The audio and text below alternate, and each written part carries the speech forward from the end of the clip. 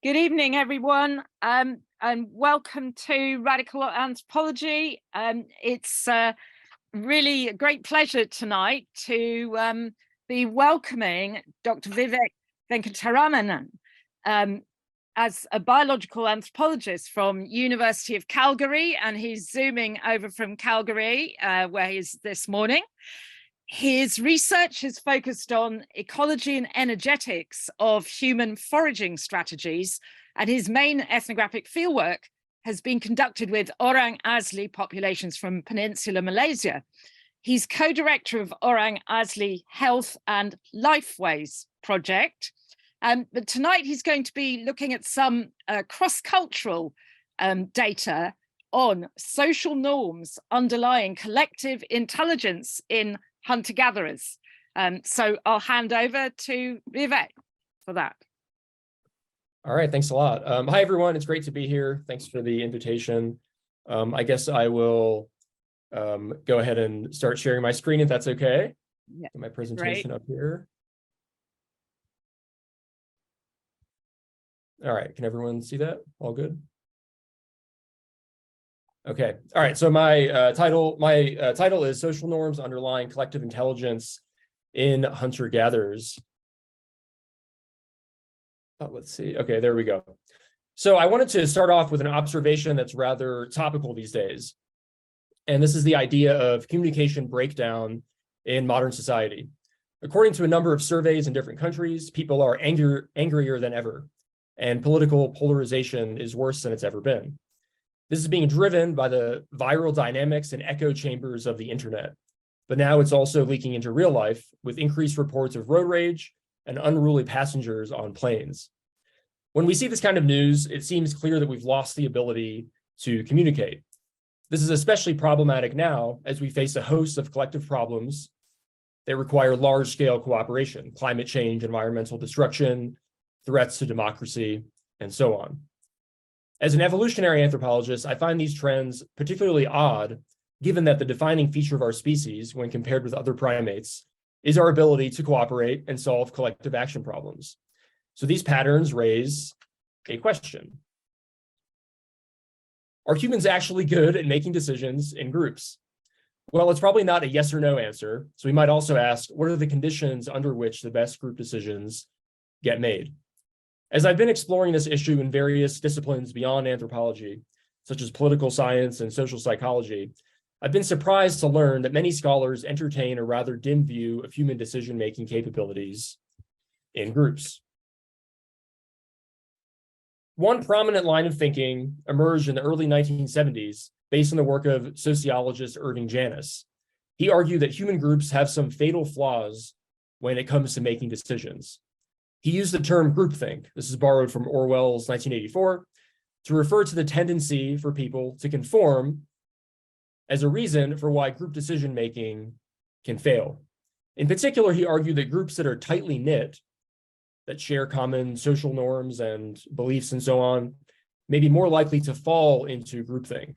This means that good solutions get passed over, people don't speak their minds, in part because of social hierarchies, and this can lead to a so-called information cascade and subsequent disaster. Two prominent examples of this are the Bay of Pigs invasion of Cuba in 1962 under Kennedy and the Challenger explosion in 1986. In both of these cases, leadership did not take into account important information that was held by people lower in the hierarchy, and this led to bad outcomes from the perspective of the Kennedy administration, that is. So Janis's work has since come under scrutiny, but it's still accepted in many quarters of the social sciences. More recently, prominent scholars like the legal thinker Cass Sunstein have arrived at the same general conclusion as Janis's groupthink, but instead emphasizing the role of polarization in groups. Sunstein proposes that deliberation and discussion are likely to radicalize groups, shifting them toward a more extreme point than indicated by pre-deliberation judgments. And these matters are of great importance as they're relevant, say, to the conduct of government institutions, juries, legislatures, courts, and so on. And if this view is correct, then it would suggest that limiting discussion, limiting deliberation, during problem solving would actually be beneficial.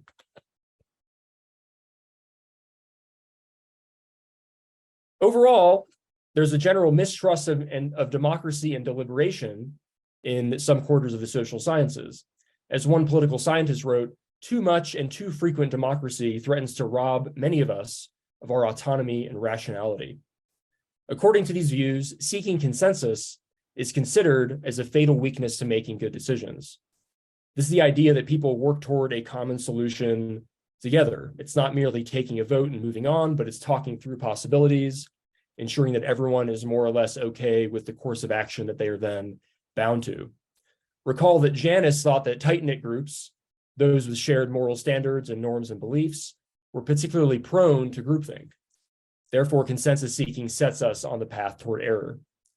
In these accounts, there's also an implication that this is an intrinsic quality of human nature that's based on our evolutionary history. As highlighted in this quote, we evolved as social primates who depended on tight in-group cooperative behavior. Unfortunately, this leaves us with a deep bent toward tribalism and conformity. We often see statements like this, but unfortunately, the details are rarely drawn out with any rigor. From an evolutionary perspective, this view of human decision-making is downright puzzling. After all, as I noted, human uniqueness is often attributed to our cooperative abilities. And so for hyper-cooperators like humans, why would evolution shape us to be so deficient in the abilities that define us, including the use of language? If humans are so poor at making decisions, then how did we come to exert ecological dominance over the planet? And if consensus seeking is such a bad thing, then why is it one of the most common themes of political life and ethnographic work?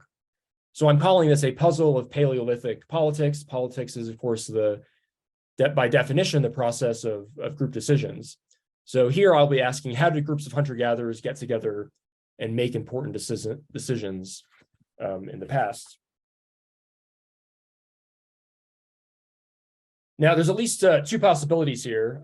One is that humans have survived despite being poor decision makers in groups. Group decisions are perhaps then merely a good enough result of competing individual interests in a group. But a second possibility that I think is more likely is that in particular contexts, like those that characterize our past, humans are actually very good decision makers in groups. And the pessimistic view that from political science that I've been reviewing is actually more a result of the weird populations that are being studied, that is Western, educated, industrialized, rich, democratic. So in this talk, I'm considering the question of how groups make decisions, and as Christopher Boehm has notably documented, group decisions in the past were likely matters of life and death for people, whether it's about subsistence, conflict within and between groups, or coping with ecological challenges. And this decision-making capability probably varied between groups, which would make it a target of selection. So in particular, I'd like to link this with collective intelligence, which is basically just the ability to solve problems as a group. Now, as we consider the nature of this Paleolithic political life, it's interesting to note that hunter-gatherers are often invoked as a form of so-called primitive democracy. As one prominent scholar of democracy, Robert Dahl, wrote, for many thousands of years then, some form of primitive democracy may well have been the most natural political system. What is meant by democracy here? Well, it literally means rule of the many. And here the author is appealing to egalitarian norms, in his words, the logic of equality, as a way for most members of these groups to have a say in the decision-making process. And yet, in this classic 220-page book on democracy, this is the only sentence devoted to the period of human history before Athenian democracy, which is, of course, very recent in the scheme of things, although generally taken to be the birth of democracy. In recent years, it's fortunately been more and more widely recognized that democracy did not emerge with Athens, but has in fact been a regular part of human society for a very long time. There are many ethnographic and archaeological examples that show the widespread presence of councils and assemblies among a variety of small-scale societies across a range of subsistence types. I won't go into more detail on this, but just to say that these examples as well tend to be relatively recent, and some of these societies are what we would consider to be more politically complex. I suggest that if we hope to understand the origin of democratic tendencies, of group decision-making more broadly, then we need to look at the egalitarian, foraging way of life that likely characterized most of human history. So how do the political processes of foragers aid in their survival?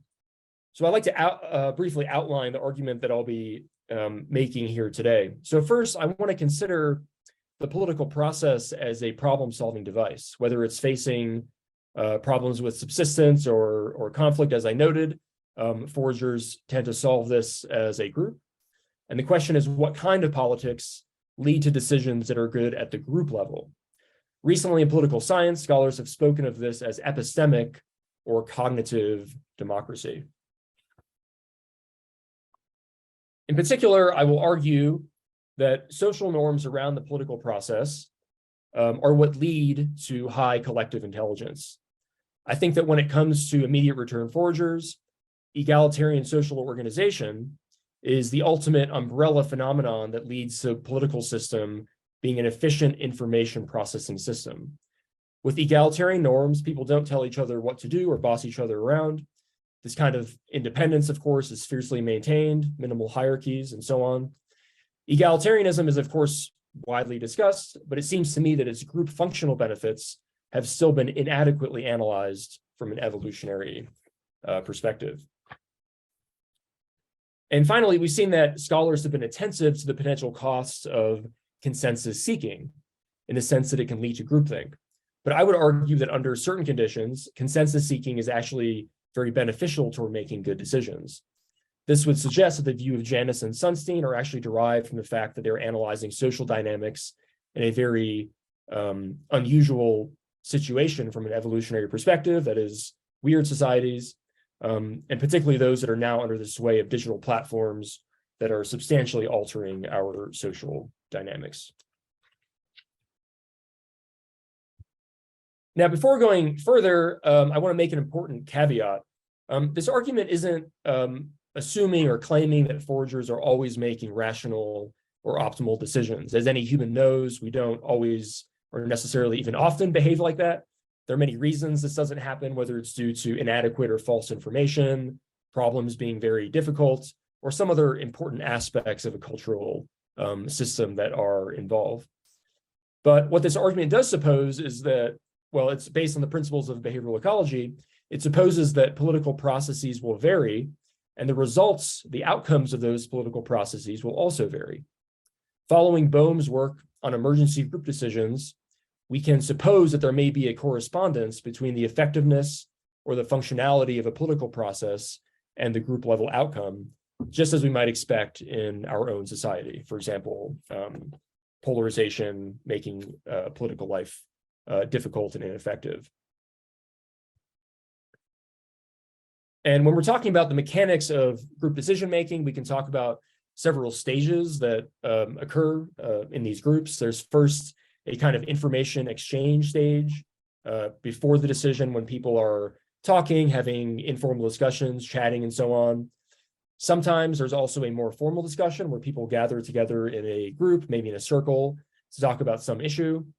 And then third, importantly, there's some kind of aggregation. So how do we go from various opinions that people have to a binding collective decision that everyone has to kind of go with? And it's worth noting, of course, that sometimes, maybe even often, these processes are invisible or very subtle to ethnographers, and that makes this a rather difficult area of study. But that being said, we can test this argument by combining evidence from different disciplines. So first, we need to look at the ethnographic record itself. So how do people actually make decisions? What norms and procedures are in place during group decisions that could impact the ability of the group to make a good decision?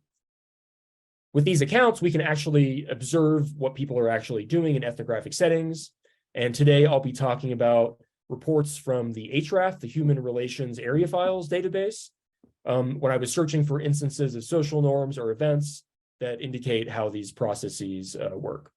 Now, my colleagues and I are in the process of conducting a quantitative analysis of over 6,000 paragraphs from HRAF covering a wide range of societies. But today I want to focus on ethnographies from immediate return societies, and I'll speak in general, kind of broad terms, pointing out the common themes that I've seen in ethnographic reports. I'll be drawing particularly from reports from the Gui and the Kung, based on the work of George Silberbauer and Megan Bissell, respectively. Their work is probably the most detailed that's been published in this area, so I just want to acknowledge the importance of that work, and I'll be basically elaborating an argument that Megan, I think, was making in this article you see on the right from 1978. It's a fantastic article. There's also a second strand of evidence that we can use to evaluate the idea that social norms promote collective intelligence, and that's the extremely large literature from social psychology and organizational science on this topic. In these studies, which typically occur with college students or other convenient samples, people are put into teams or groups and asked to perform some problem-solving task as a team. Then the performance of the team is examined as a function of, for example, a leadership style or the demographic group of the composition, and so on. So this is a really large literature, but it's important to acknowledge the pros and cons of it. On the pro side, it is very large. There's literally hundreds of papers on any given variable that may be of interest. Second, these are typically done as experiments, which can help lead to stronger inferences, so that's a good thing. And third, the measures of performance they use, like how fast a group solves a puzzle or something like that, are quite concrete, and they are plausibly linked with the kinds of things that may be important in a real-world situation. But on the con side, the groups often consist of strangers that are in groups that are not demographically similar to what we would see among foragers. So we need to kind of keep these caveats in mind. And then lastly, this area is quite vacuous in terms of theory that can help to clear up conceptual and empirical disagreements.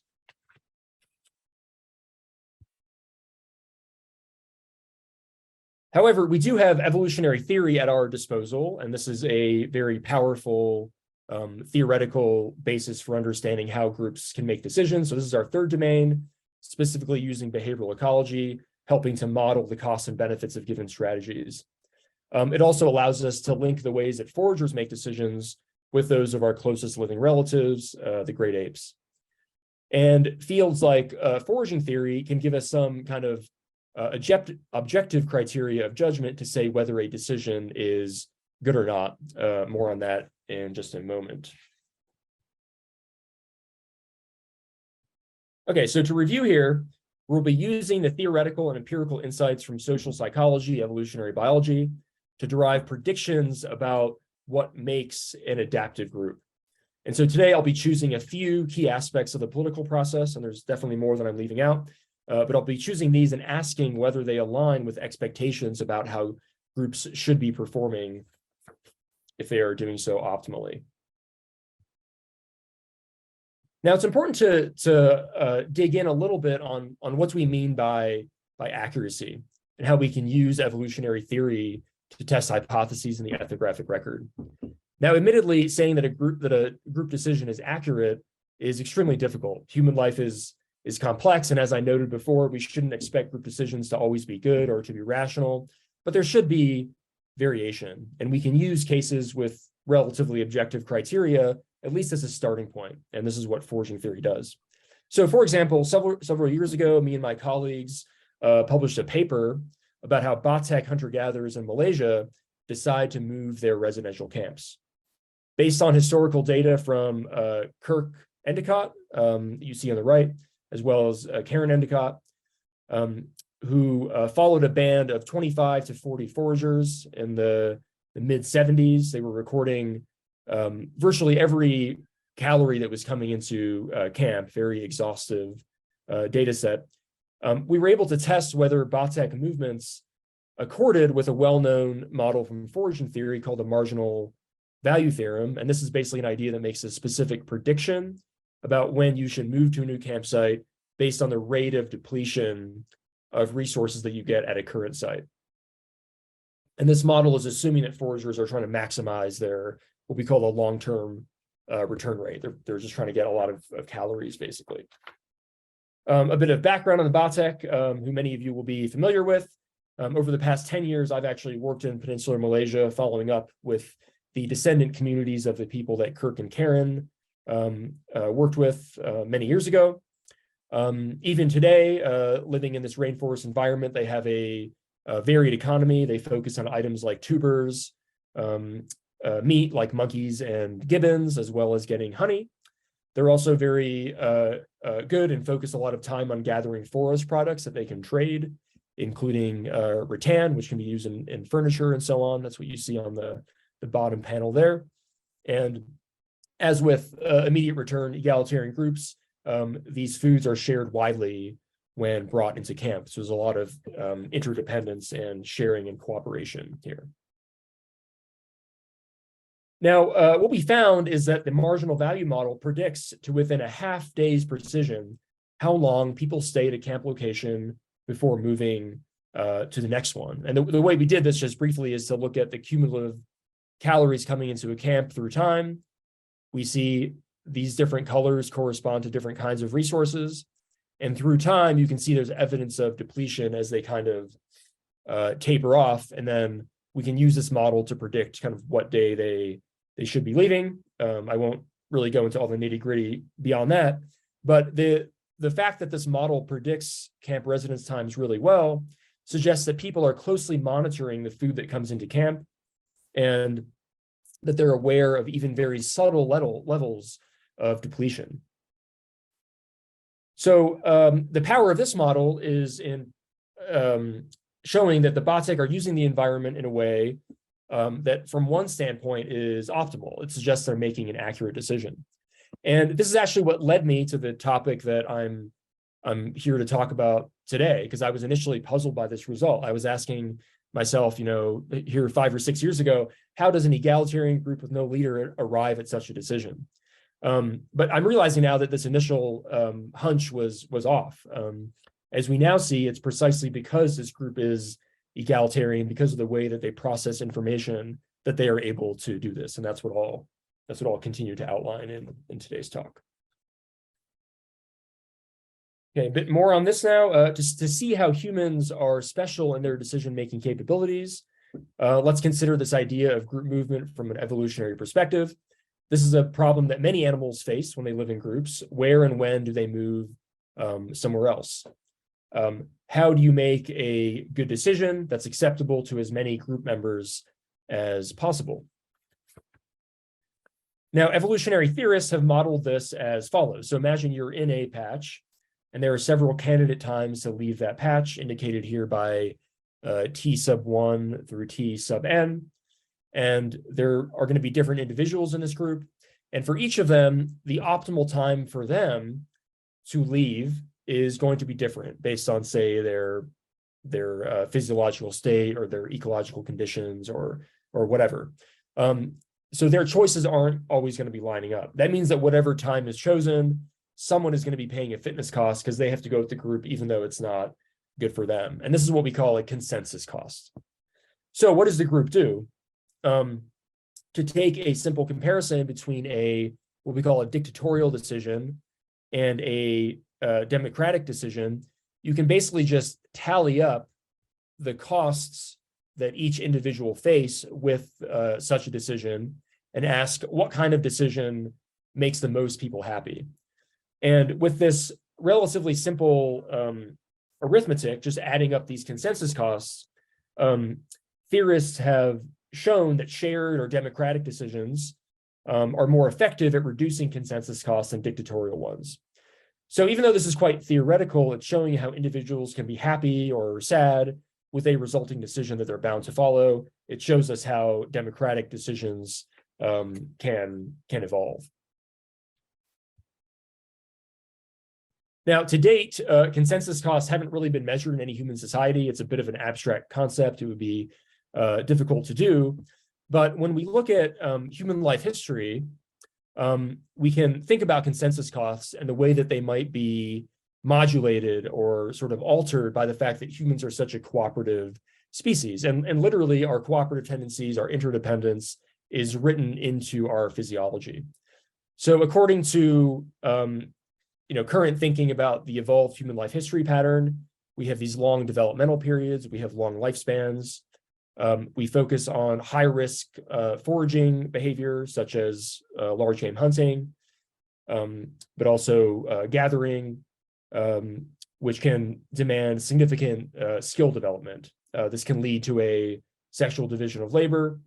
It also means that people are not productive for their early lives, right? They're developing these skills, it takes some time, and they end up being subsidized, as are old people, by prime age individuals through food sharing. Now, this pattern basically shows how humans are such an interdependent species. We have high levels of fitness interdependence. And I would suggest that because of this, consensus costs are low in humans compared to other primates, meaning that the barriers to collective action are lower. And we should also then expect that foragers should be particularly focused on decisions that actually benefit the group and not just individuals because of this shared interdependence. And indeed, this is what we see in the ethnographic record. Given the interdependence we see in forager groups, it's no surprise that they conceive of and cope with problems as a group. We might call this what Tomasello would call collective intentionality. And as seen in this quote by Bohm, foragers believe in reaching unanimity for good reason, for as nomads, they must either agree on a single foraging strategy or else split into groups. The way they manage to stay together as a band is very interesting. So let's take a moment to kind of remind ourselves about the benefits of living in groups from the perspective of collective intelligence. There's two basic mechanisms that have been recognized for at least a century. This goes by the phrase, the wisdom of crowds. So in 1906, Francis Galton collected data at the 1906 West of England Fat, Stock, and Poultry exhibition. He asked 787 people at this exhibition to guess the weight of a steer. Their average guess was 1,197 pounds, and the actual weight turned out to be 1,198. So this is kind of the canonical example of collective intelligence in groups, and that's sort of not including any interaction or consensus building between individuals.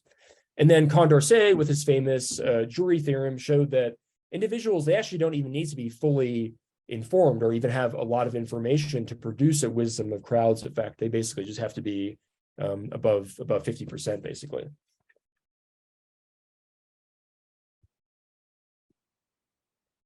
Now, what research has consistently shown is that there are some key factors that can allow a group to be wise, or at least wiser than its component members. And these are things like diversity. So with diversity, it's more likely that a good solution to a problem will be found, right? You get more perspectives. Decentralization is also key. This means that particular individuals aren't dominating a decision process. Instead, it's more distributed and tapping into the knowledge of multiple individuals. Ideally, people also come to their judgments independently. They're not just blindly copying others, like the groupthink idea would suggest. Having norms that promote independence ensure that everyone is heard and encouraged to form their own judgment. We also need to keep in mind, of course, that forager groups are not aggregations of individuals. They're not like a flock of birds. These are highly individuated networks of people with long-term relationships that they have to negotiate and manage. So basically, I'm going to now look at the ethnographic record and talk about the ways in which the political process serves to maintain or promote these factors in foraging groups. I think it's useful to first look at the way that forager camps actually look, the way that they're organized, and how this might impact information exchange and processing. So these are pictures of a Batek camp from the 1970s, as well as a diagram that you see on the right. In a group like this, of course, the camp sizes are relatively small. Each person and household isn't that far from anyone else. This results in what evolutionary theorists call global communication. This means that information can flow freely and fully within the group. It's not limited to say, one region of a camp or something like that. The houses are oriented in a circular orientation around a central open area. This is a pretty common organization we see in forager camps. It ensures that no single individual or household is privileged above anyone else.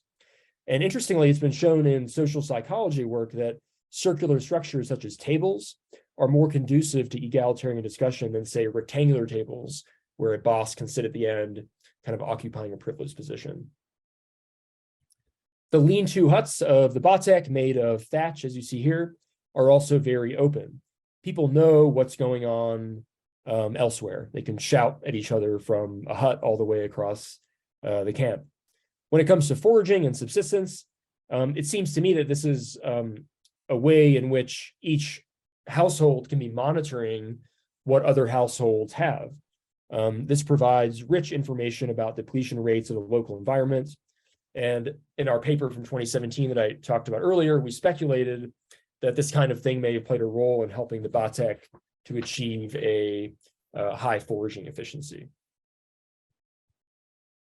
Now, this information-rich environment is further enhanced by the political process itself. So Megan Bissell wrote in 1978, the large amount of information and the high rate of information exchange required for calculating moves in this logistic chess are maintained by the participation of all adults in the decision-making process. One of the striking regularities in ethnographies I've read, and this isn't necessarily surprising, but is that there's constant discussion and deliberation about big group decisions. Ideas are widely discussed, and importantly, everyone is encouraged to give their point of view. This process is generally confined to adults, but in groups like the Batek, the opinions of both men and women are highly valued. In the context of the sexual division of labor, people have different kinds of knowledge, and this is brought to bear on the decision.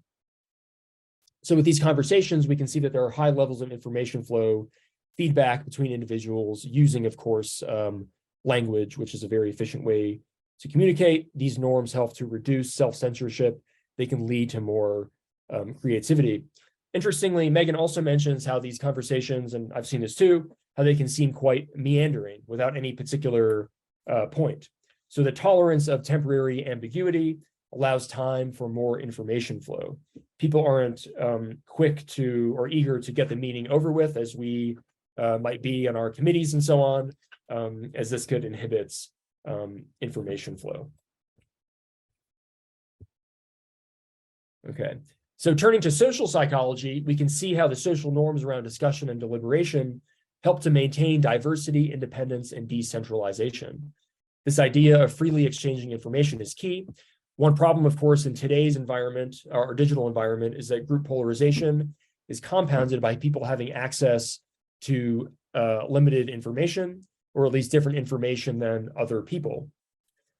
Moreover, giving nearly everyone an equal voice results in what has been termed functional diversity, that is, different ways of conceiving of and solving a problem. The group collaboration process is key here. Research has shown that the way in which a problem is solved is often more important than individual ability. So it's no surprise that such emphasis is placed on dialogue and discussion. Discussion helps to increase viewpoint diversity. Deliberation can actually increase willingness to support causes that are for a greater common good, which would further encourage cooperation. Bissell says of the Kung, democracy and science are closely allied in people's minds. While tagging along with Kung trackers, Bissell heard constant feedback as they busily corrected each other about where animal tracks were leading. They responded to scientific evidence and reason, and they were corrected by each other without taking it personally. Among the Kung, people do not cling to their ideas or adopt stances based on principles. It may be satisfying to try to prove each other wrong, like point scoring, but this is antagonizing and degrades conversation. Detaching our ideas from our egos can promote the quality of group discussion. Now, this isn't to say that people won't ever disagree or get emotional about things. In fact, arguments can be quite common. But importantly, norms against the expression of anger help to keep this in check. As we probably all know, anger changes how we think. It can make people more punitive, more optimistic about their own abilities, more careless and hasty to take action. It also makes people view leaders less favorably when the leader is angry. Clearly, these things are not very good when trying to make a rational group decision. So it seems to be a very important norm, not only for getting along and as broader part of being an egalitarian group, but it can also lead to better group decision-making overall. We also need to talk about the idea of leadership. In egalitarian societies, leadership is not fixed, but it's shifting. It depends on status and charisma rather than domination. In terms of group decisions, shifting leadership depends on on a person's particular expertise or specialization with respect to the problem at hand. In recent years, the idea of shared leadership has been kind of reinvented in social psychology that, to me, it seems like it maps onto this concept of leadership that we see in foragers. This idea is simply acknowledging that no single individual knows everything, and having a more flexible view of leadership can promote decision quality. And indeed, studies have shown that sharing leadership leads to better team performance. This is superior to being led by a person with a high power motive whose bullying nature can inhibit information flow. Now, interestingly, one common norm I've observed in ethnographies is that facilitators or these temporary leaders, they tend to withhold their opinions about a topic until the end of a broader discussion. They let other people speak first. And a lot of work has actually looked into this exact topic in social psychology, showing that this is a great way to promote information flow, get ideas out there, have creative discussion. If a leader were to speak too soon, and especially too strongly, this would reduce information flow and maybe make people scared to speak, leading to the group think effects that Janice was so concerned about. So when it comes to aggregating opinions and coming to a final decision, what's notable about foragers, as I mentioned before, is the emphasis placed on consensus. So a single leader isn't forcing a decision, but it needs to emerge from the group itself. As they say, the talk needs to become one. Given the importance of maintaining good and balanced social relations with others in the group, this consensual process is critical.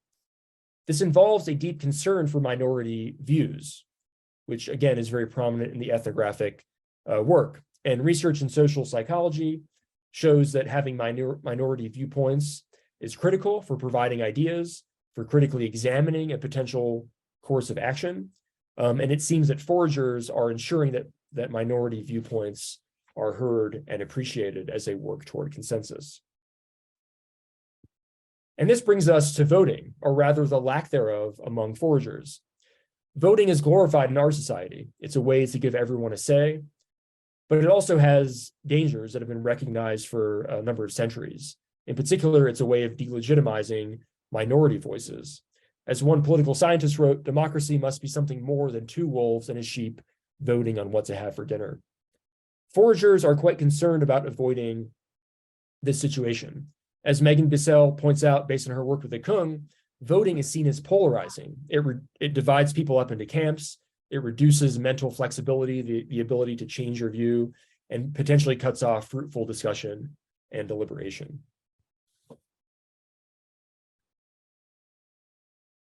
So on the whole, these packages of norms that I've been discussing, they invite us to consider the distinction between debate and dialogue.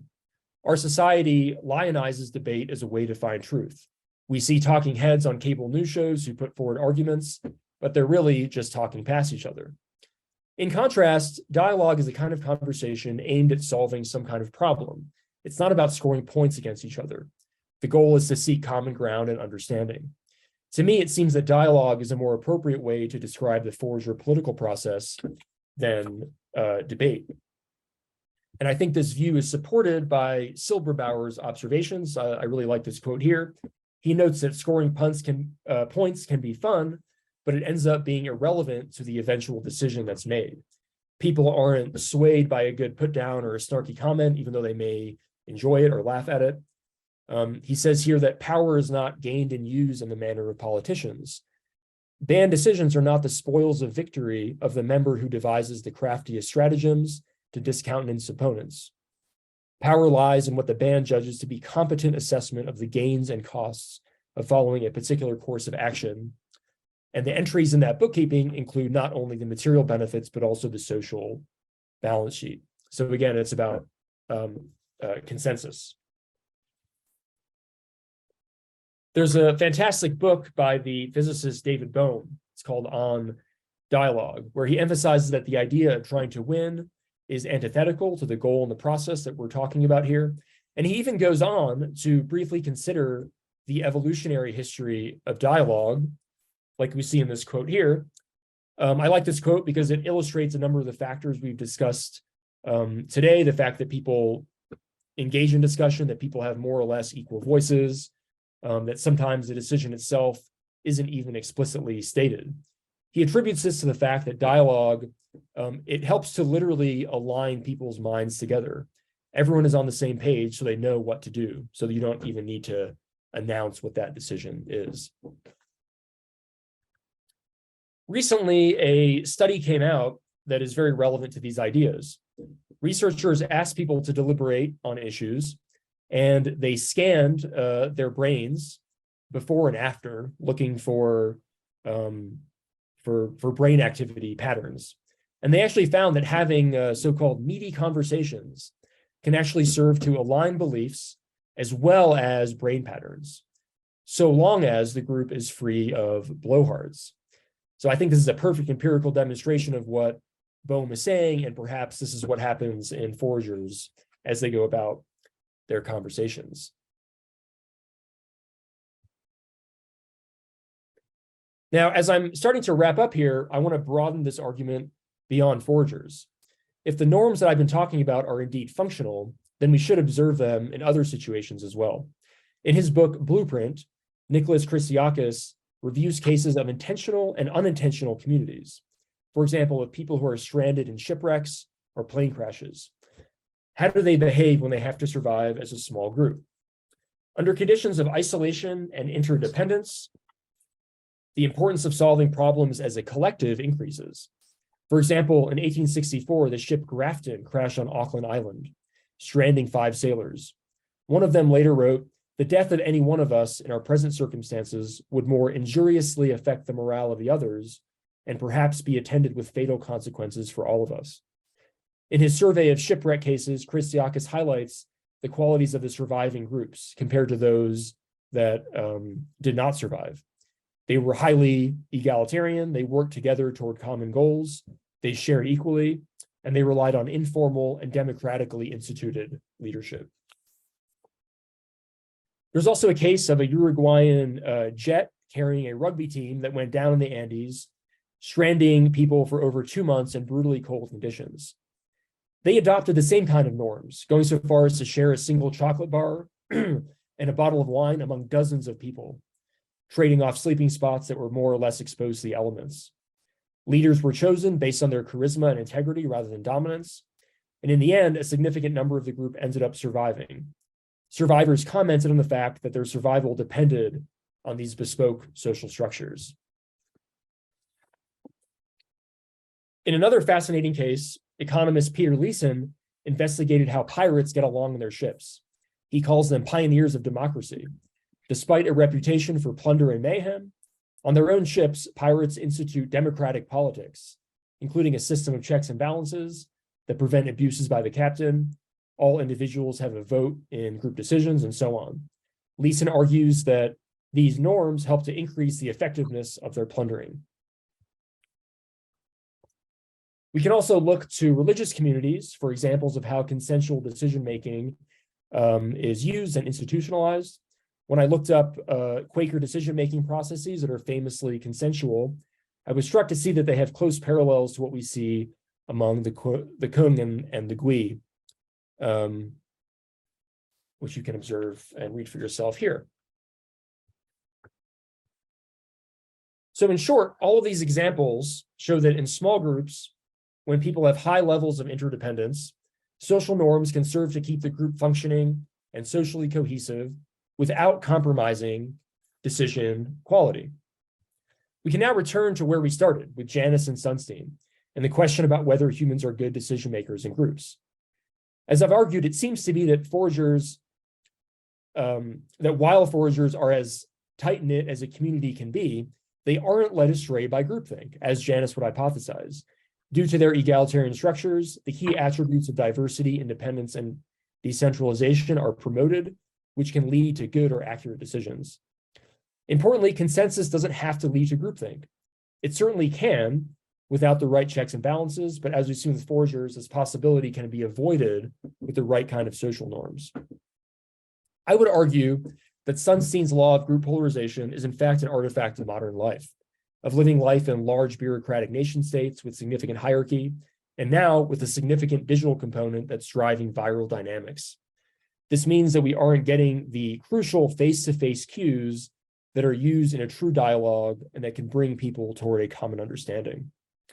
We are also less interdependent, although this isn't actually true, as we all have to breathe the same air and drink the same water, and as the pandemic made clear to us, modern economic systems lead us to believe that it is true.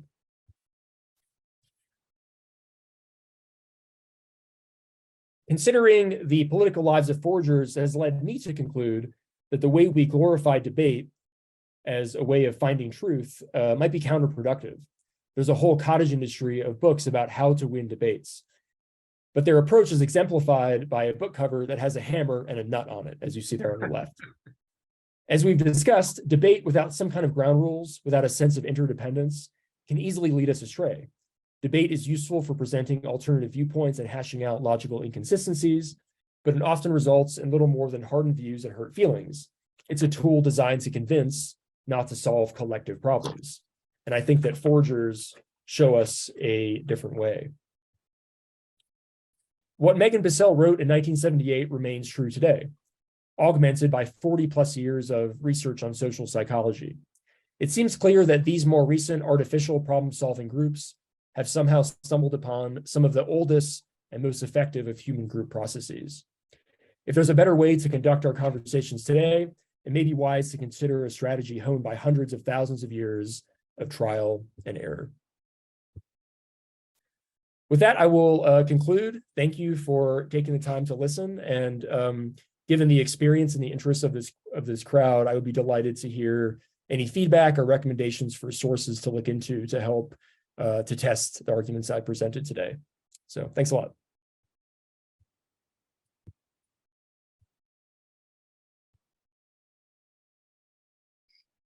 I see. Great. Can we end the share screen, Vivek? Yeah, I'll stop and sharing we'll have here. the Zoom panel. That would be great. Sure, yeah. Thank you. That was wonderful. That was really, really exciting stuff. We've got a question from Kate, is it? Go ahead. Hi, that was a great presentation. I learned so much more than a pessimistic political science discussion. So I really appreciate it. I guess my question is a bit of like, kind of teasing out the causation here, if there is one. But, you talk about a lot of the consensus forming, well, democratic processes rather, in egalitarian societies. But is there something about the fact that these societies are egalitarian that makes these techniques work? Because, like just from personal experience, if I come in with more of a, like reconciliation-based approach in a discussion amongst my peers, sometimes I'm seen as like soft or like somehow not as like somehow like taking the easy way out or not being courageous enough to face the adversary. So yeah, I was just curious about your thoughts on that. Thank you. Yeah, I think that's a good point. And I think that your experience probably aligns with the experience that a lot of us have, going back to that penultimate slide I had about winning arguments and debating, where I think in our society that really emphasizes debate and point scoring, being more conciliatory and deliberative can actually be viewed as a weakness. This is unfortunate from the perspective of problem solving, of course, for all the reasons I outlined. But of course, our social norms, our society is very different, and that's what we have to deal with, I guess. However we do, yeah. Let's go to Ivan, I guess. Hi, Vivek. Yeah, thanks so much. That was really, really great talk. Really enjoyed it. I just had one question, okay, about flexibility and, kind of groups fissioning. So, amongst the BATEC and many of the other immediate return hunter-gatherer groups, I completely agree with you about consensus building, for example. But what about, shouldn't you also need to take into account the fact that when some people might not want to go along with a particular decision, because of that extremely high levels of individual autonomy that these groups have too. Let's imagine we're in a group, everyone in this Zoom meeting, we're in a particular patch of the rainforest, and then Ian and Camilla, you know, after talking about whether we should be here or there, we say, actually, you know, that's great, but we're going to go off and we're going to join Dave's band over there, for example, in that other part of the forest. So to avoid a conflictual situation, we fission, you know, we split into other groups. I just wondered if that, you know, if you could perhaps say something about that, what your thoughts on that? Yeah, that's a really good point. And it's something I've thought a lot about, especially looking at Chris Boehm's work, kind of treating groups as sort of these circumscribed groups that don't have a huge amount of exchange. I think the answer is somewhere in the middle. I think you're right. I mean, empirically, we know that this is true, that people vote with their feet. They can just leave in some cases. But we also know that we sort of have to deal with the social situations that we're dealt with a lot of the time as well. We can't walk away from every collective decision if we don't like it, right? So I would say it falls somewhere in the middle, right? There's a cost to also going to a new place. Like you have to maybe, you know, walk a couple miles to go somewhere else. You're foregoing other opportunities to do things. You know, we can talk about predation, right? If you want to go off as your own family and live in the jungle alone, this might not be a great idea. We know from the Batek, they always told Kirk that, you know, they're afraid of tigers, so they never want to live in a group of less than 3 or 4 families. And in fact, with the data that I was showing from the marginal value study, that group was rather cohesive across those 100 days. So it wasn't always the exact same people, but there was a kind of core set of the Libir River group that was more or less always staying together. So I would acknowledge your point, but also say that sometimes we have to deal with the situations we're in. Yeah. I think you're muted, Ivan. Thanks, Vivek. Can I just say one thing? I was just thinking that perhaps some of the Mayan Temyar groups who don't really fission so much, but who have very kind of egalitarian decision-making processes, they could be, you know, very, very interesting case studies from Malaysia, for example, as well. Anyway. Yeah, and I think Malaysia is a great place for these kinds of comparisons for a variety of reasons. So definitely working on that. Yeah, good stuff. Thanks, Ivan. I see Chris, do you have a question or a comment? Yes, I agree with everyone that said it was an absolutely great talk. I mean, a wonderful concept anyway, and beautifully presented and delivered. But precisely because the issues are so important today in politics, as again you've stressed, I'd like to just reinforce the question that came from Kate a bit earlier about causality, about causation. So in other words, is it the consensus seeking which sort of produces the egalitarianism, the healthy society, or do we need some other independent cause of the degree of egalitarianism, which in turn then gives rise to that form of discussion and debate? Could you say a little bit more about which way round you think things are? Because obviously, if you want to change things, we need to know which things are, you know, which aspects, which dimensions are most important to start with in changing the way we do things.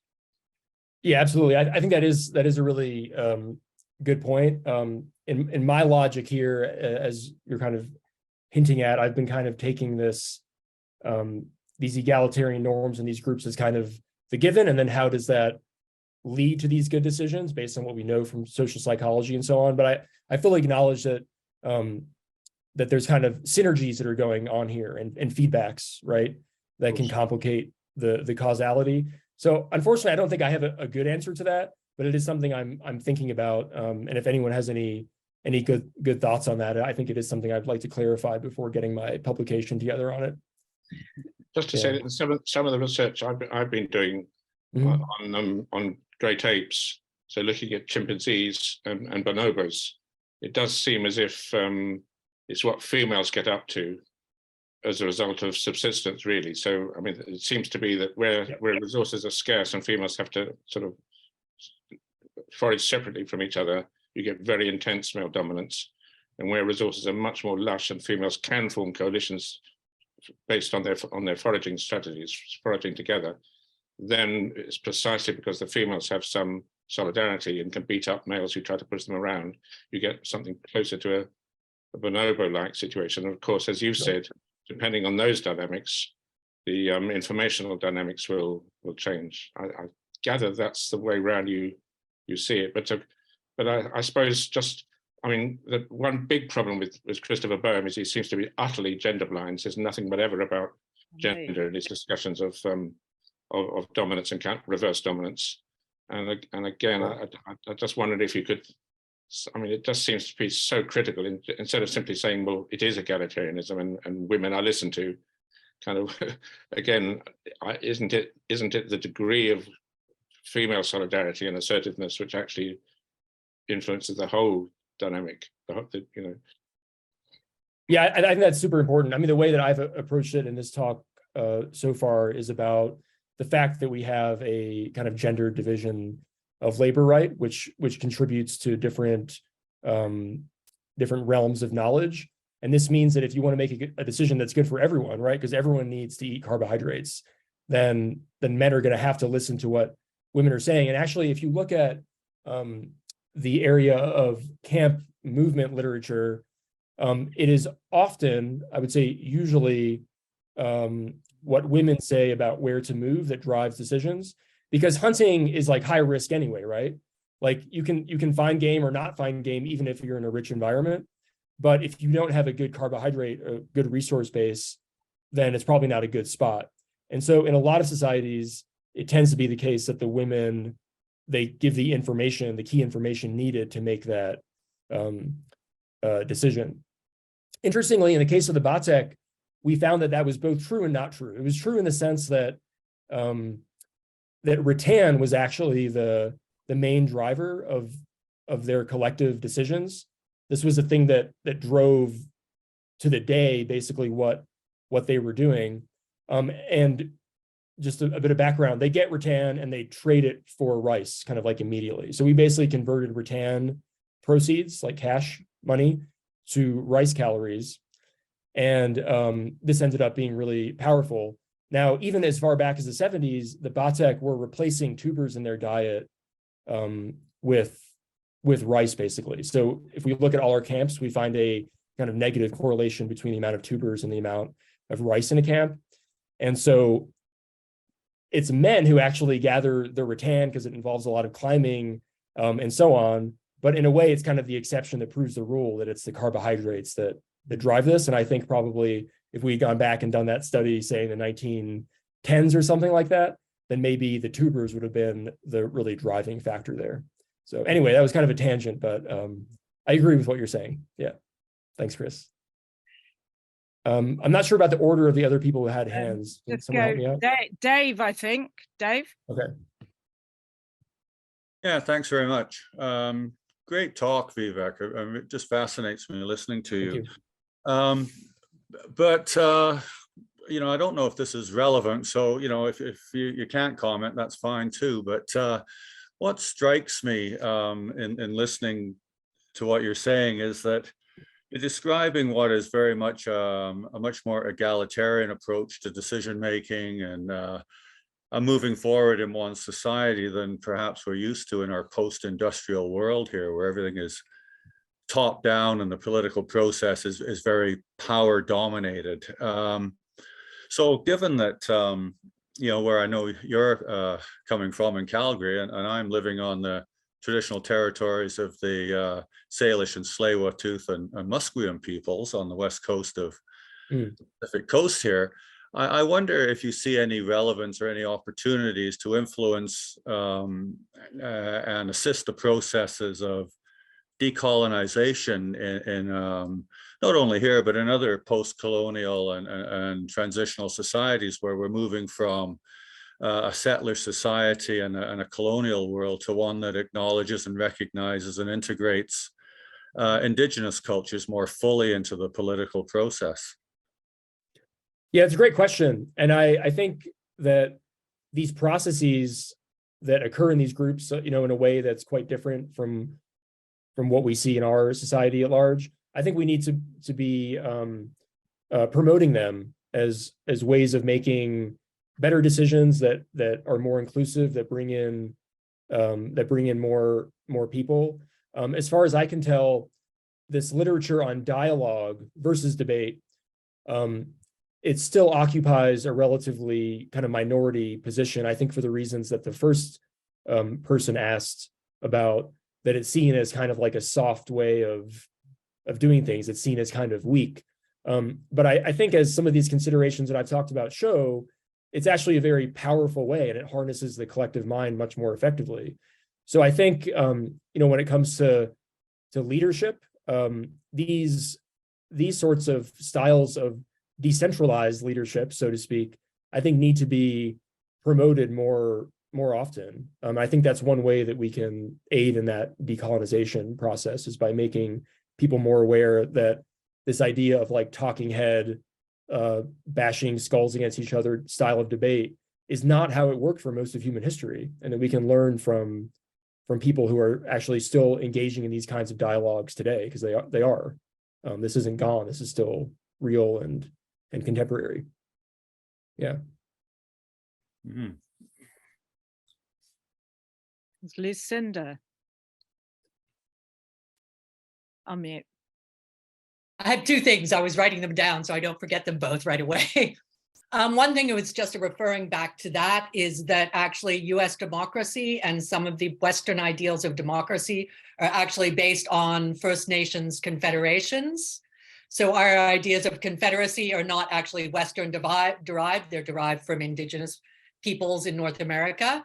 And I think that's relevant when we start thinking about these things, not to always see the West as dominant as we tend to, or being the first there with democracy or any of these things. So I think that's an important consideration. And the other thing is, just as an aside, women often in groups use this kind of decision-making anyway. Consensus decision-making is often used in women's groups. It's just naturally what we fall into.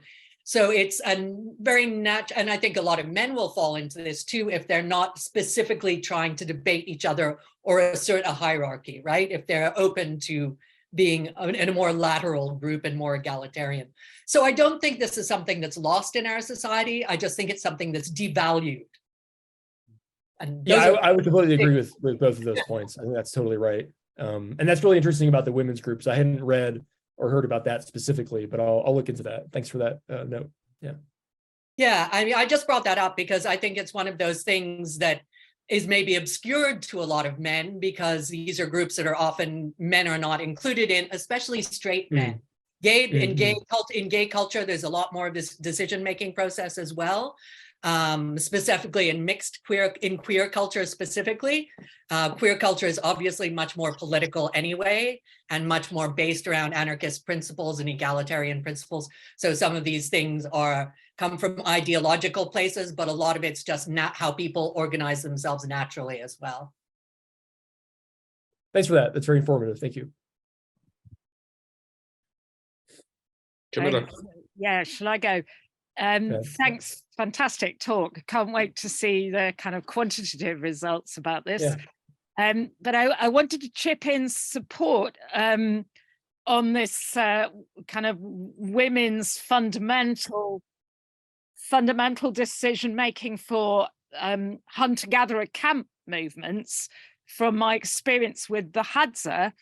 And I had very little time in the field with the Hadza, but was involved with a couple of camp moves. And I remember trying to get information from the men about when would the camp move, when did they think the camp would move, and they told me this and they told me that, but on the day it's like the women pick it up and they go. And yeah, it's almost surely going to be to do with carbohydrate. These were camps which were doing a lot of tubers, dry season. Yeah, exactly. Yeah. Difficult to get hold of. The other thing I wanted to mention is just mention a few contexts of experience where I really got the idea of consensus decision making, different social contexts from, coming from a background, weird middle class experience, which were revelatory, just opened my eyes. The first one was during campaigns for the miners' pit closures in Britain in the early 90s, whereas also involved with women against pit closures work. But it was the experience of being inside a union, an NUM, National Union of Mine Workers, open meeting with the dialogue and discussion and the extraordinary impact of how that worked, even though they did use voting to make, but it's an open vote, it's a public vote where everybody sees what everybody's right. So it was kind of a bit, on one sense, consensus development dialogue, on the other, with as much diversity and input as possible, but also on the other, sort of some level of conformity. The second such experience, well, with Hadza hunter-gatherers, definitely, I mean, any form of decision making that, and what was interesting, these were decisions being made in interface with kind of Swahili political processes to some extent. So this was trying to move from Hadza kind of natural, normal, egalitarian processes to integrate with Swahili forms. But nevertheless, the presence of everybody's input, men, women, older generation, younger generation, and everybody's, there. That was, again, I mean, it was like so revelatory in terms of the dialogue that was happening. Also, the uses of humor to control anyone with power and dominate. I mean, there were quite dramatic mechanisms of use of humor to control anybody who was who might have been getting out of hand, because they were perhaps more linked into Swahili, meaning the broader Tanzanian forms of government. And the last one to mention, because, and you showed the Quaker consensus decision making. So I got some experience in relation to that, not from Quakers directly, but because you probably do know that Quaker horizontal forms of consensus decision making have very much informed anarchist horizontal organization for protest movement against all kinds of social justice, climate justice. So I got involved in in quite a lot of that early in 20, 25 years ago, Reclaim the Streets and so forth, and learning those processes of consensus decision making and seeing them in operation. It was absolutely fascinating as an anthropologist. I think David Graeber, one of his ethnographies on direct action, actually is worth looking at in that. It's not an ethnography that's often, but he did really look into that decision-making process. It was in respect of one of the free trade America's Quebec meetings, where they're making all kinds of decisions about, to be soft, to be hardcore, black bloc, or what are all the different strategies. Everybody's got, and what's important about this is that everybody's got their kind of different political ideologies. Exactly what you said about people aren't standing on positions. They work together to, well, we've all got this different ideologies, but what can we do practically together? What can we achieve together is what takes the forefront. That's great. Yeah, thanks for all those examples. That's fantastic. Just a brief comment on one thing you said that was really interesting, was about how I guess we can call it colonial decision-making structures being imposed or introduced to certain groups, like you mentioned, the Hadza.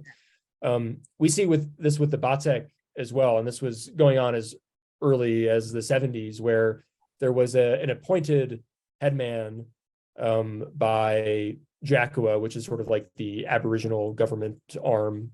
But this guy wasn't really paid attention to. He was just sort of appointed, but he wasn't really the informal leader that the Batek would have chosen. And so, as I'm sure you know, the title of the Endicott's ethnography is the headman was a woman, because they found that the most influential person in their group was this middle-aged woman.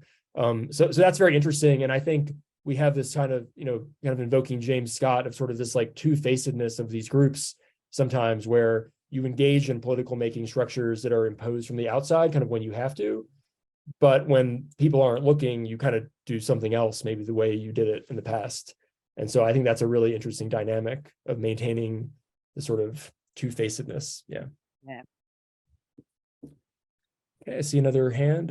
Darsha. Oh, yes. Oh, turn myself up.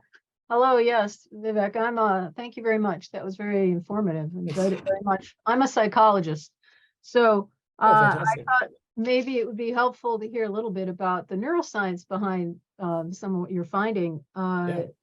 Turns out that there are two modes of consciousness that we generally have. The left hemisphere drives one, and that's the left hemisphere is wired only to itself, so it only knows its own little representational world, essentially. And it's the ego consciousness that the hunter-gatherers are trying to always minimize, right? But it's also where anger is. People often have the idea that all the emotions are on the right hemisphere, but the latest very nuanced work shows that anger is left lateralized. And so it's another indicator that left brain, self-important, kind of representative mode of consciousness is coming to the fore.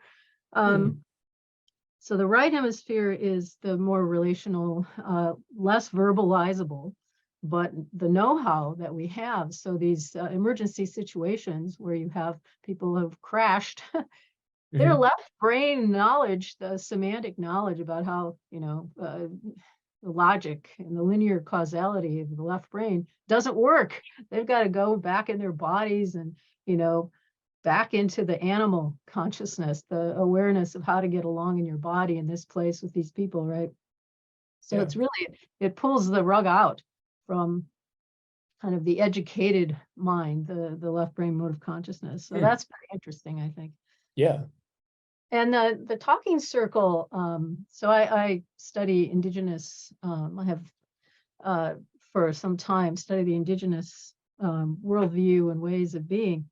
And I think the talking circle is actually a third way. It's not a dialogue so much as you pass something around the circle and each person expresses whatever their thoughts, feelings are at the moment, and the whatever the talking stick that's going around circle, you just keep going until there's nothing more to say. And by then there's consensus. So it's not so much a dialogue, because dialogue can bring in that left brain consciousness, try to make your point or whatever, right? And I've tried this with students, so I know it. They want to, jump in when someone has an opinion. They want to jump in with their own. Yeah. And that's a different way. It's a different mode. So I guess that's all I wanted to say. Thanks. That's great. That's very insightful. Those are things I didn't know. So thanks for that. I'll look into those. That's wonderful. Yeah, welcome.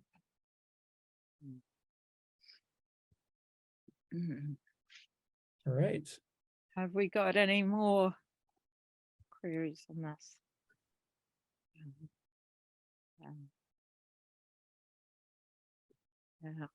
I'm just thinking of work of Jerome Lewis as well, and his student Dasha Bombyakova, because she was looking at these mechanisms, particularly forms like Mosambo, which is calling kind of group meetings. So these are Bayaka camps, calling a group meeting. It might happen at any time of day, perhaps, and then somebody, because they've got something they want to say and get across, does a kind of speech, kind of oratory, but puts out something that they think is going wrong, something that they think there's been some problem or whatever.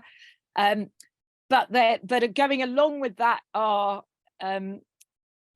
techniques like the famous muajo, which is the mimicry type form of ridicule, targeting any individual that's got above themselves or doing something out of order or out of line.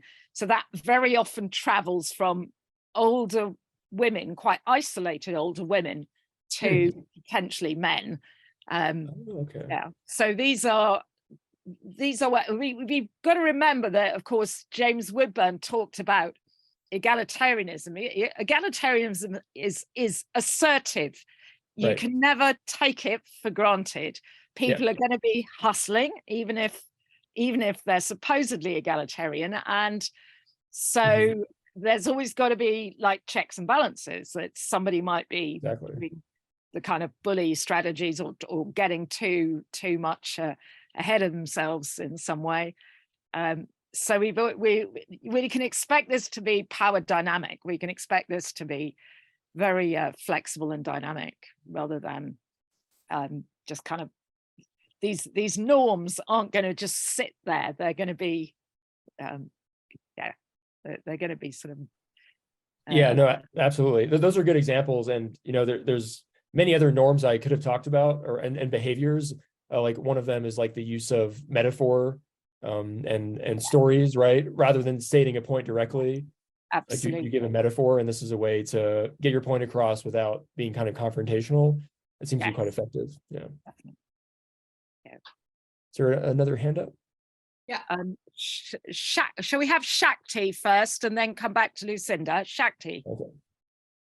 Hi, thanks, Vivek. Nice talk. I was just wondering about whether you're also looking into things like, I mean, there's obviously dialogue and speech, but there are many other ways by which animals and humans as well, obviously, can bring themselves into synchrony. So through, so even things like dance or sitting around a fire, and so these sorts of and there's etiquette and so social norms about even like the physical space and how we design our spaces and the ways that, I mean, you talked about the round table, of course, but for instance, dance is such a wonderful way to synchronize your metabolism, or even sitting by a fire, it warms you, it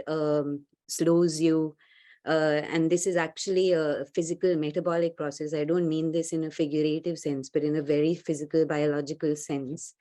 So I wonder whether you are or whether you can look into some of these things through the ethnographic literature in the human area files and other databases. Yeah, those are good points. That's been done on this already. Sorry. I think not much with respect to the exact topic that we're talking about. I'm very interested in all those things, including the use of like gesture as communication, right? It's not just language, but also how we use our bodies like in an aggressive or non-aggressive way and so on. I like your comments about the fire as well. Of course, one of the really fun papers from the past 10 years has been Polly Wiesner's paper on the firelight embers or something like that. And she makes the interesting point that I think during the day that talk is kind of more practical, right? And kind of like subsistence oriented, logistically oriented. But at night, it's kind of more metaphors, stories, things like that. I feel like there's something kind of important there, but I haven't thought through it fully. So this will kind of encourage me to think more deeply about that. But I think all that stuff matters for sure. There's something like that chills you out about a fire. Maybe it makes people less aggressive. Yeah, and again, these are things that are missing from our current social media spaces and things. We don't have those rituals, so to speak, that help to synchronize us, Exactly. Yeah, it's a good point. Lucinda, you want to go?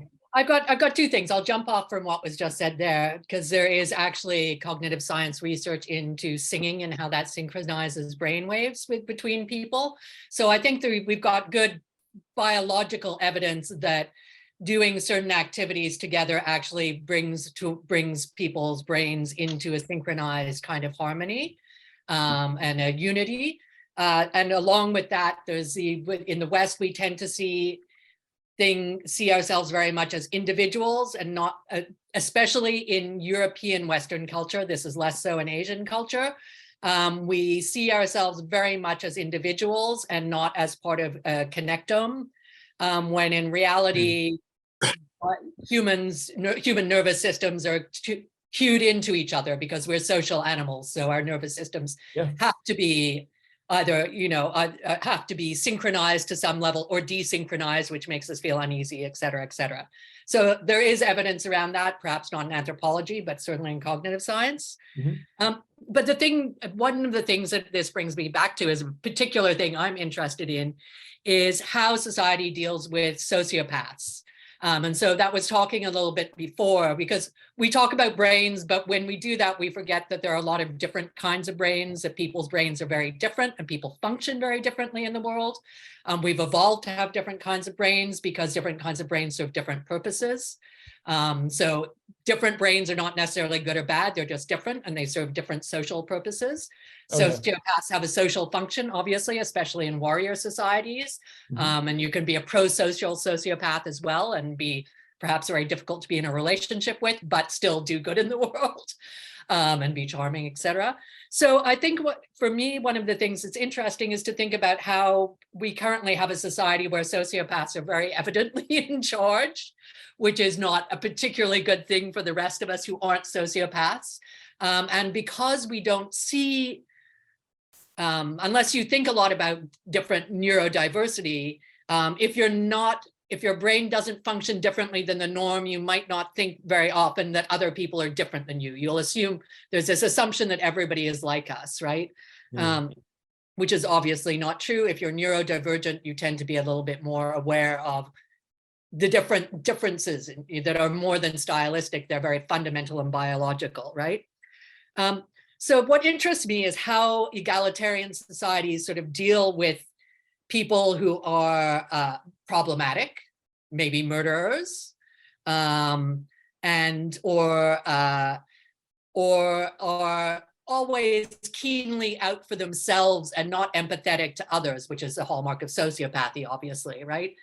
Which would make you less effective in some ways in an egalitarian society because you'd be less aware, but perhaps more effective in being able to dominate people because people wouldn't be expecting it for it. Have you noticed mechanisms in societies to sort of deal with, in hunter-gatherer societies, to deal with these kinds of outliers to some degree? Yeah, it's an interesting question. I have to plead somewhat of ignorance on that exact topic. I mean, the most salient thing that comes to mind is work by Chris Bohm, and followed up more recently by Richard Wrangham, kind of looking at like when people get to be too much of bullies, too much of upstarts, the extreme response is for the group to kill them, basically. But on a more kind of, or rather a less extreme situation, I think that what you're talking about of this like neurodiversity that people have, it's another form of diversity that could be beneficial to a group. But as far as how different people are treated, I'm not completely sure. I think someone else can probably speak to that better than I can. I see a hand up. Maybe that's the.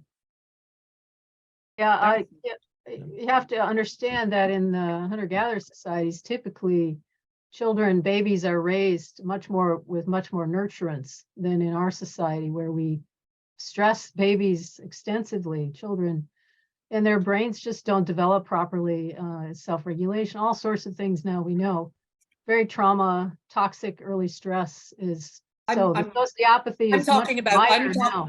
I'm talking about fundamental brain differences, right? They're inborn. I'm not talking about, there's nurture, and there's both nurture and. They're interactive. They don't. I know.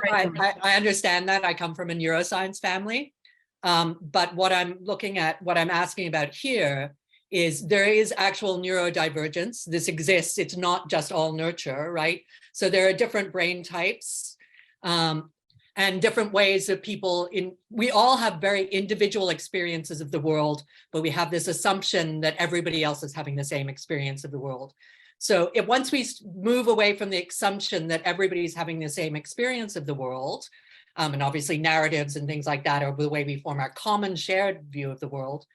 But I'm sort of thinking about, I'm looking at hunter-gatherer societies, and I'm trying to apply some of this to present day society and find solutions for present day things, perhaps in the way we manage. Yeah, but my point is that the range of diversity is huge now because of the undercare in early life.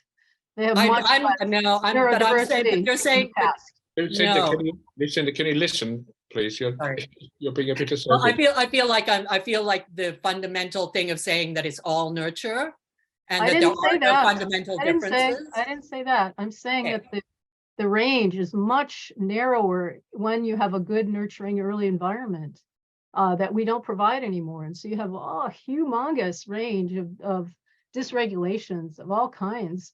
It looks like that's what normal human beings are like. No, it's not. It's just, that's not what we find in the hunter-gatherer societies. So you can't really apply the same criteria.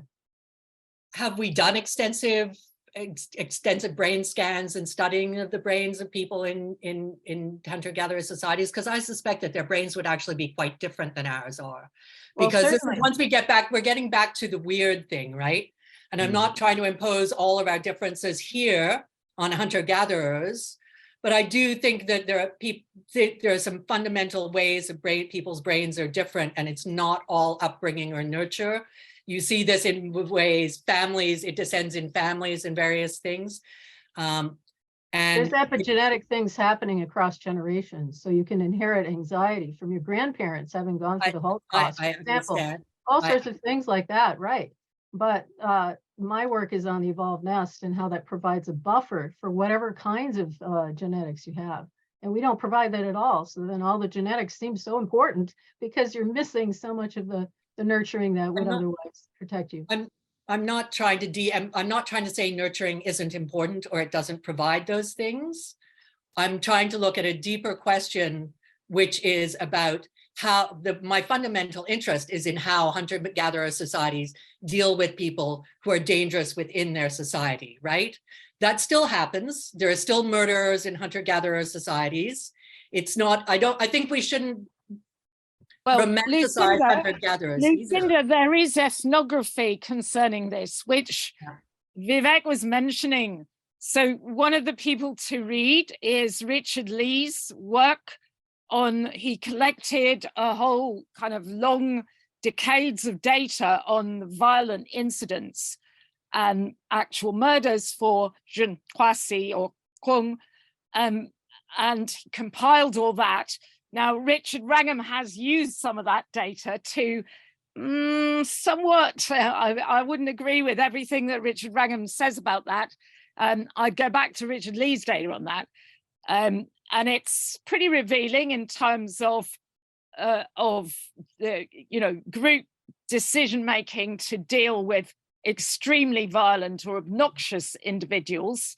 But you can also scale back from the really extreme cases where you might have somebody sociopathic to what I was just talking about, women's weapons for dealing with obnoxious and dominant, often men, are more about humor.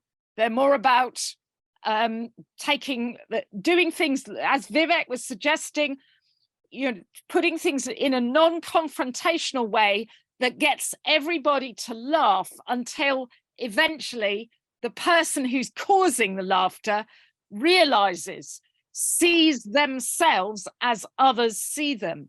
And this is the secret of what we've really been selected for, which is intersubjectivity, our ability to see ourselves through the eyes of others. And this is a fundamental aspect of human psychology, as Sarah Hrdy argues from Mothers and Others, that this is like the basis of human prosociality, that we can have this meshing of mental states. Just one other quick thing keep in mind is that there was a 50% mortality rate before age 15, right, in the hunter-gatherer societies, typically, and it was the same for us before 1850 or something. So the people who weren't as smart, who weren't as cooperative, probably didn't make it past age 15 on average. I also ask it partly because I know in some First Nations cultures in North America that they expel people from the tribe. The way of doing it is you've broken the social contract essentially, and you're made to leave the tribe and survive on your own. So I was just wondering whether there was a difference between, obviously First Nations had way of being hunter-gatherers, but perhaps in a somewhat different way because of confederations and various other political forms than hunter-gatherers who are perhaps less of that sort of confederated nature or extended political nature, right? So that's part of why I was asking that as well. Sorry, could I intervene to say that Ian has had his hand up for a while? Ian is wanting to talk, yeah.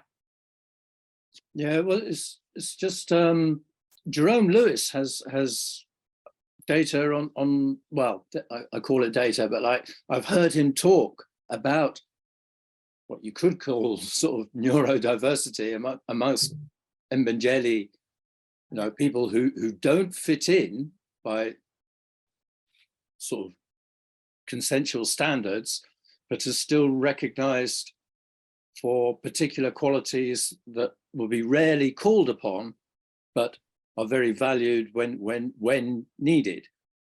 And it would be lovely if he was to sort of write up some of these sort of fairly individual case studies, like people who are hunting too much and the women just refused to cook their meat because they just thought it was self-aggrandizing, and he basically had to leave.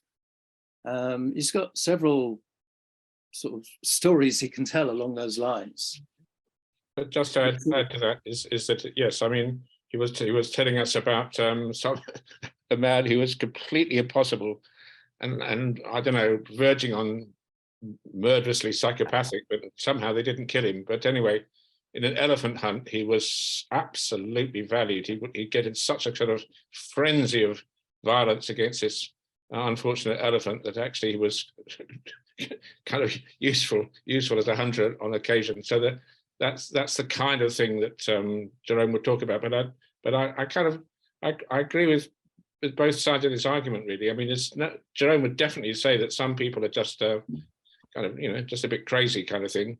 But it's the way it's dealt with, which is so different from the way we deal with things. And I was just going to suggest, Camilla, would you just say a little bit more about this whole thing about wrangam and executions? What is it that really tends to drive evolution, at least among evolutionary past, against the whole idea of sort of getting away by throwing a weight around? I mean, it just seems to be you've got some important things to say there on wrangam. You did a review of his book, for example. Oh well, I'm not sure I should be talking about wrangam over Vivek stuff, but okay. I mean, the trouble is with wrangam is that even more than Christopher Boehm, he completely removes female agency from his argument. I don't know whether Vivek agrees about or thinks much about that.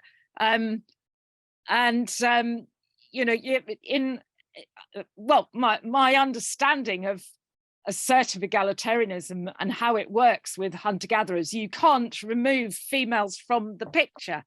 You can't have a model which is just about the males doing it and females are just an add-on to that. It doesn't work, because obviously not, because males are going to be competitive for sexual relationships, and so are females, and so you've got to resolve all the issues of conflict that might be going on in terms of sexual relationship before you can maintain cooperative relationships. So these are fundamental aspects of group conflict, within groups, that need to be addressed. You're not going to be able to, you can't just come along with social norms and plonk them on top of that without resolving those conflicts in some basic sense, is my viewpoint on it anyway. and yeah, Wrangham just so eliminates females from the picture that it it doesn't work. But I was going to ask Vivek before we wind up, are you doing this work, this research now with an idea of trying to bring the wisdom of hunter-gatherer crowds to bear on the dire political situation that we're seeing, well, in our country as well as in the Americas, as well as everywhere? What's your motivation for this work?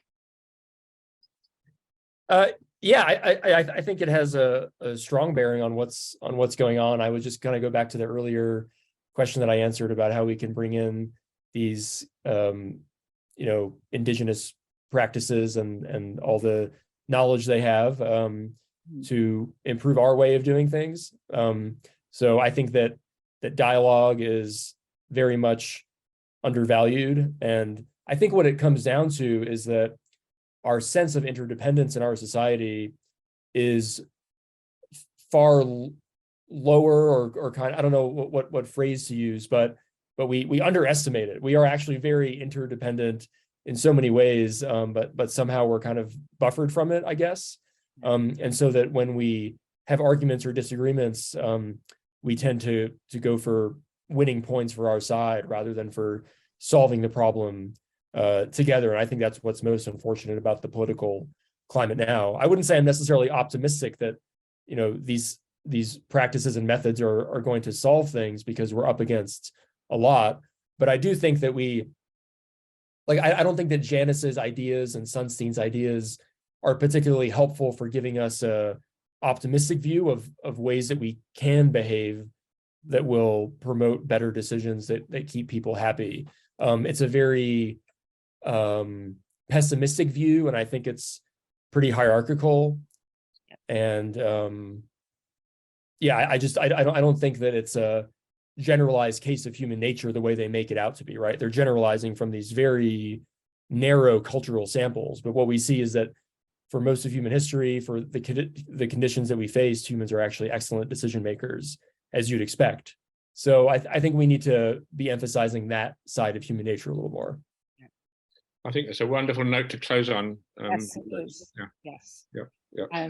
Yeah. I really thank you so much. That's been a very revelatory talk and wonderful, eye-opening discussion as well. A lot of nice contributions. Thank you very much to everyone. Just before we go and say thank you very much to Vivek, just talking about next week. Next week, we are going to go back live into the classroom, but we also have Zoom. It's on a very different subject, though. I think in this topic, there would have been some ferocious collective decision making, because our speaker is Louise Raw, who's a historian and trade unionist and a real activist. She's famous for documenting the history of the match women's strike in Bow in 1888. And this was when 1,400 girls and women who were super exploited in industrial conditions of super exploitation came out on strike against their conditions and pay and so on. Louise is going to be giving us an angle. She's titled it Match Woman or Vampire, Strikes, Sisterhood, and the Victorian Fear of Sexuality. So she's going to be covering a lot of ground, and she's a wonderful speaker. It's going to be a lot of fun. Anybody who can come to UCL Anthropology Department to hear her, I do recommend it, but we will be on Zoom on the same IDs, and you can sign up for the reminders as well. So anybody who's here tonight, please do come back again. But meanwhile, thank you so much, Vivek. That was absolutely wonderful, and we're really looking forward to the future research outcomes as well. Thanks for having me. I really appreciate the feedback. Great. Okay, take care, everyone. Thank you. Thank you. Bye.